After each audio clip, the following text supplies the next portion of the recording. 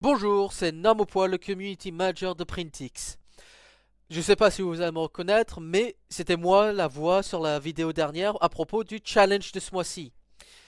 Et où j'ai annoncé le gagnant aussi. Mais un petit souci que j'ai vu, beaucoup de personnes ont eu du mal avec les supports. Alors j'ai décidé de faire un petit tuto pour vous expliquer comment faire ça rapidement et facilement. On va utiliser deux outils qui sont complètement gratuits, ne vous inquiétez pas, il n'y a pas besoin de compte, besoin de rien. Le premier, ça va être notre éditeur de choix.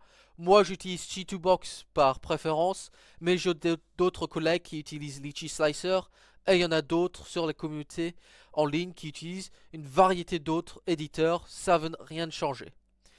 Et je vais utiliser UV Tools. Ça, c'est un outil très pratique qui va être utilisé pour vérifier notre fichier s'il y a des îles ou des défauts.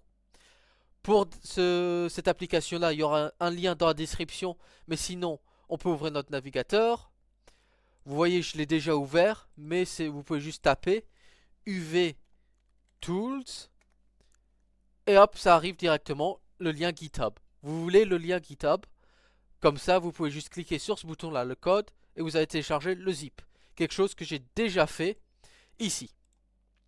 Après, vous allez le dézipper, l'extraire, quelque chose que j'ai déjà fait pour l'avoir ici. Mais ça va venir après. Je vais commencer par G2Box. Là, vous voyez, j'ai pas de compte, il n'y a besoin de rien, c'est complètement gratuit. Je vais utiliser une des pièces du dernier gagnant.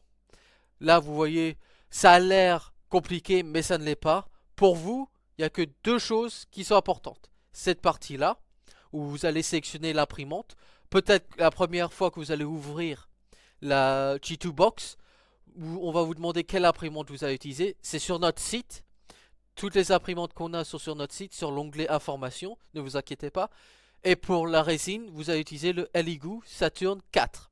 C'est notre référence, c'est celle qu'on utilise pour la plus grande variété de nos impressions. Là, ça c'est les tailles, les dimensions, vous pouvez faire ce que vous voulez. Là, je vais mettre en 200, comme ça c'est plus facile à voir. L'autre partie, la plus importante, ça va être les onglets en haut. Les réparations, ça vous concerne pas. Ça, pour préparer, c'est juste pour les bouger, pour faire ce que vous voulez, les bouger, les tourner, comme ça, faire ce que vous voulez. Ce qui va vous intéresser, ça va être l'onglet support. Ignorez tout sauf autosupport. Il y en a qui ont déjà fait ça, qui ont cliqué sur appliquer autosupport et c'est bon. Mais non, il y a une autre étape à faire après, mais je vais y arriver. Faut que vous ayez votre objet de sélectionner. Dès que vous l'avez, ça va être en bleu, et vous allez voir ici, objet sélectionné, sous la tabulation objet. Vous pouvez cliquer sur appliquer parce que le reste des paramètres, ça vous ne concerne pas. Ne vous inquiétez pas avec ça. Vous appliquez. Hop, ça c'est appliqué, c'est bon. Pour vous, ça a l'air bien, ça a l'air correct. Mais il y a des défauts qu'on ne peut pas voir à vue d'œil vu qu'il y a des différentes couches, vu que on peut les voir comme ça. Vue d'œil, on pourrait faire une vérif comme ça, rapide, mais il y a beaucoup de défauts qu'on va pas voir, beaucoup de choses qui vont nous échapper. Alors, ce qui est plus simple, on va prendre notre fichier, on va dans Export, les, euh, les couches, vu qu'on va le découper, vu que les imprimantes 3D en filament impriment couche par couche. Ça, vous allez juste appuyer sur découper, découpage. Ça, c'est juste les paramètres de l'imprimante, ça vous ne concerne pas. Ignorez tout ça, vous allez juste sur sauvegarder, cliquez sur sauvegarde. Vous allez sauvegarder ça dans le fichier, dans n'importe ce que vous voulez. Moi, je vais le mettre dans mon ordinateur, dans mon desktop. Je vais sauvegarder. Ça, vous pouvez dire non. Je vais minimiser, puis je vais ouvrir UV Tools. Ça a l'air compliqué, mais ça ne l'est pas. C'est juste, vu que c'est quelque chose qui est fait par la communauté pour la communauté, c'est pas le plus joli de toutes les choses, mais c'est très efficace. Alors vous allez, la version anglaise, mais c'est l'endroit c'est la même chose, c'est File pour fichier, ouvrir. Vous allez ouvrir votre fichier que vous avez découpé avec G2Box. Puis après, vous le sélectionnez, vous l'ouvrez, donnez-lui une minute pour qu'il charge toutes les couches, pour tout ça, vu que l'objet est encore assez grand, et vous allez arriver à cette... vous pouvez voir l'objet là, et ça c'est juste une visualisation de comment ça va imprimer les couches. Là, pour nous, ce qui nous concerne, c'est juste cet onglet Issues, le bouton radioactif, les soucis. Vous cliquez dessus, et là ça va vérifier le fichier, tout ça. Donnez-lui une minute parce que pour les gros objets ou les figurines qui ont beaucoup de couches, ça peut mettre un peu de temps. Alors on peut patienter avec ça, mais généralement ça va être assez rapide.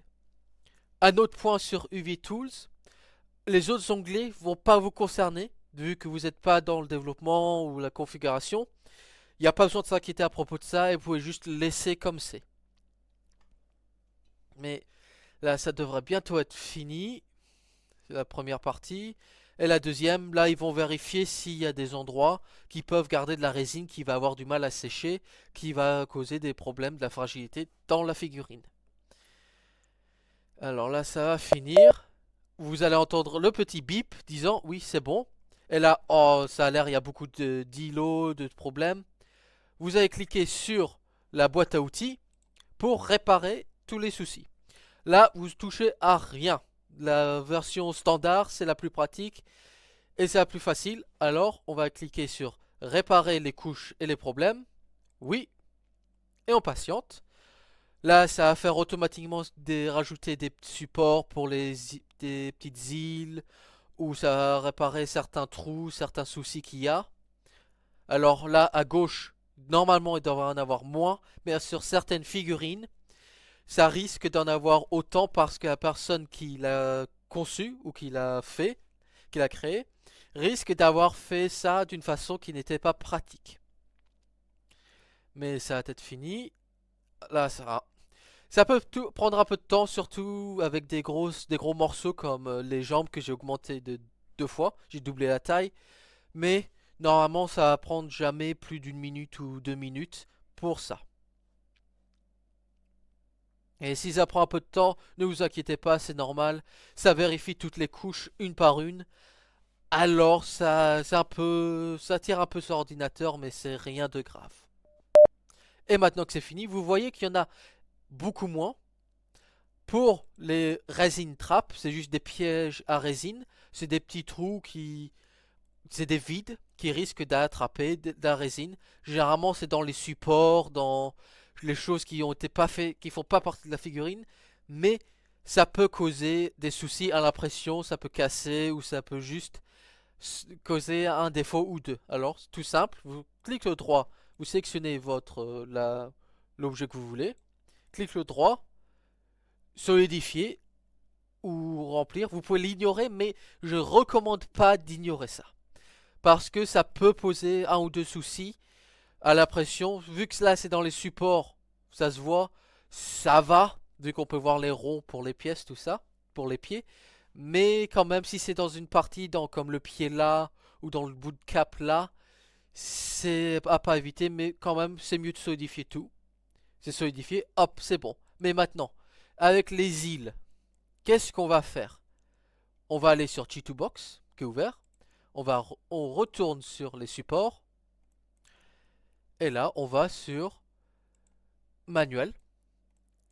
Mais comment on voit où elle est l'île? Bah, on va directement sur ce bouton-là. Et vous pouvez voir, là, le numéro à gauche, ça va donner le niveau de la couche. Et le bouton à droite, ça va être la taille de l'île, ou l'importance que ça a. On va aller sur la couche 162. Alors, on va prendre là et on glisse jusqu'à 162. 162, on peut. Sinon, vous pouvez taper là si c'est plus pratique pour vous. Alors, si vous la voyez pas, c'est normal parce que vu que la miniature elle est surélevée un peu. Là, sur 162, on la voit pas, mais sur 163, on la voit.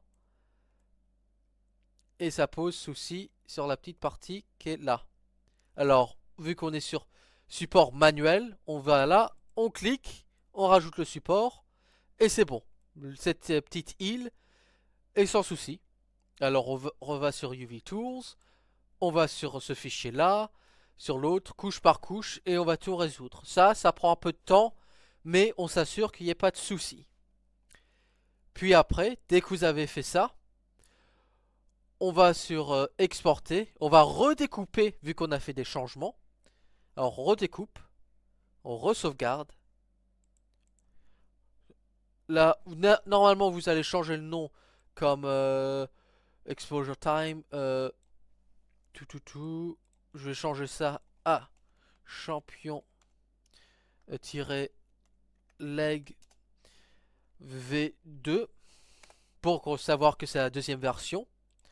Alors là, je vais reprendre le... Non. Je vais reprendre le fichier champion-leg V2.